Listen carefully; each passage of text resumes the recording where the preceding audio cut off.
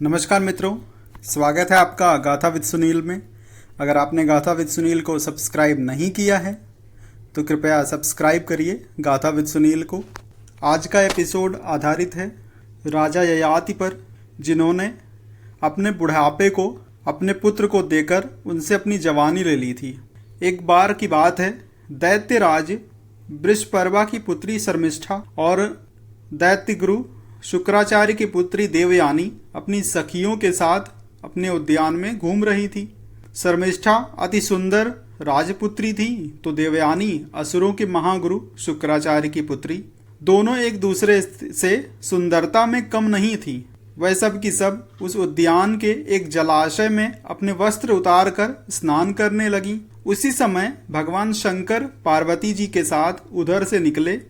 भगवान शंकर को आते देखकर वह सभी कन्याएं लज्जावश से बाहर निकलकर दौड़कर अपने अपने वस्त्र पहनने लगीं।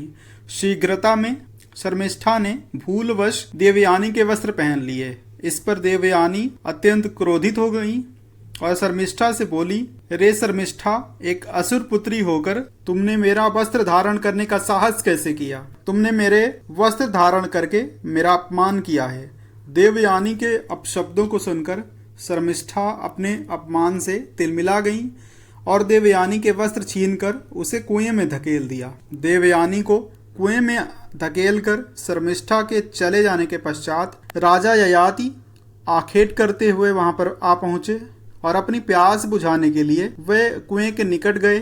तभी उन्होंने उस कुएं में वस्त्रहीन देवयानी को देखा। जल्दी से उन्होंने देवयानी की देह को ढकने के लिए अपने वस्त्र दिए और उनको कुएं से बाहर निकाला। इस पर देवयानी ने प्रेम पूर्वक राजा ययाति से कहा कि हे आर्य, आपने मेरा हाथ पकड़ा है और इसलिए मैं आपको अपने पति के रूप में स्वीकार करती हूँ। राजा ययाति ने प्रसन्न होकर देवयानी के इस प्रस्ताव को स्वीकार कर लिया। देवयानी वहां से अपने पिता शुक्राचार्य जी के पास आईं तथा उनसे समस्त वृतांत कहा।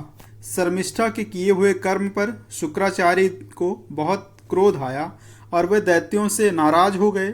इस पर दैत्यराज वृषपर्वा अपने गुरुदेव के पास आकर अनेक प्रकार से मान मनौवल करने लगे। बड़ी मुश्किल से शुक्राचार्य का क्रोध शांत हुआ और वे बोले कि हे दैत्यराज, मैं आपसे किसी प्रकार से रुष्ट नहीं हूँ, किंतु मेरी पुत्री देवयानी अत्यंत रुष्ट है। यदि तुम उन्हें प्रसन्न कर सको तो मैं पुनः तुम्हारा साथ देने को तैयार हूँ। वृषपर्वा ने देवयानी को प्रसन्न करने के लिए उनसे कहा, हे पुत्री, तुम जो भी कुछ मांगोगी मैं तुम्हें वो प्रदान करूंगा। देवयानी बोली, हे दैत्यराज, मुझे आपकी पुत्री शर्मिष्ठा दासी के रूप में चाहिए। अपने परिवार पर आए संकट को टालने के लिए शर्मिष्ठा ने देवयानी की दासी बनना स्वीकार कर लिया। शुक्राचार्य ने अपनी पुत्री देवयानी का विवाह राजा ययाति के साथ कर दिया। शर्मिष्ठा भी देवयानी के साथ उनकी दासी के रूप में ययाति के भवन में आ गई। देवयानी के पुत्रवती होने पर शर्मिष्ठा ने भी पुत्र की कामना से राजा ययाति से प्रणय निवेदन किया, जिससे राजा ययाति ने स्वीकार कर लिया। राजा ययाति के देवयानी से 2 पुत्र यदु और तुर्वसु और शर्मिष्ठा से 3 पुत्र द्रुह, अनु और पुरु हुए।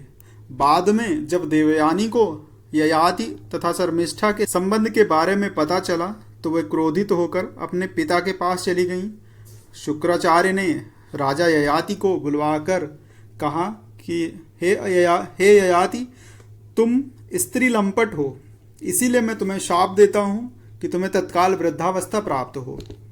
उनके शाप से भयभीत होकर राजा ययाति गिड़गिड़ाने लगे और बोले, हे दैत्य गुरु, आपकी पुत्री के साथ विषय भोग करते हुए अभी मेरी तृप्ति नहीं हुई है।